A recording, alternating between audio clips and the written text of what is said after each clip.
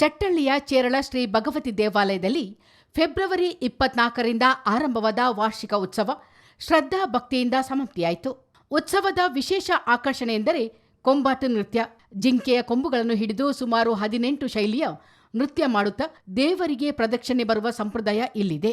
ಸುಮಾರು 350 ವರ್ಷಗಳ ಇತಿಹಾಸವಿರುವ ಚೇರಳ ಭಗವತಿ ಸನ್ನಿಧಿಯಲ್ಲಿ ಕೊಂಬಾಟು ನೃತ್ಯ ಕೂಡ ಐತಿಹಾಸಿಕ ಮಹತ್ವ ಪಡೆದಿದೆ.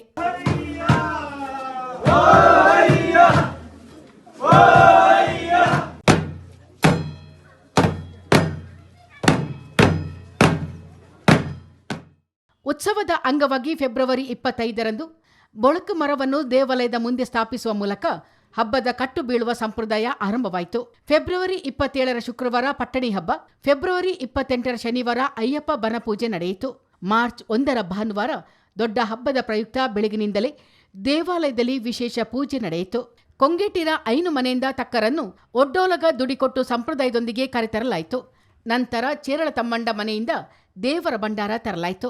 ಕೊಡವ, ಅಮ್ಮ ಕೊಡವ ಹಾಗೂ ಕೊಡವ ಜನಾಂಗದವರು ದೈವಿಕ ಕಾರ್ಯ ನೆರವೇರಿಸಿದರು. ಚಿತ್ತಾರಕ್ಕಾಗಿ ಪುತ್ತರಿರ ಕರುಣ್ ಕಾಳಯ್ಯ, ಚೆಟ್ಟಳ್ಳಿ.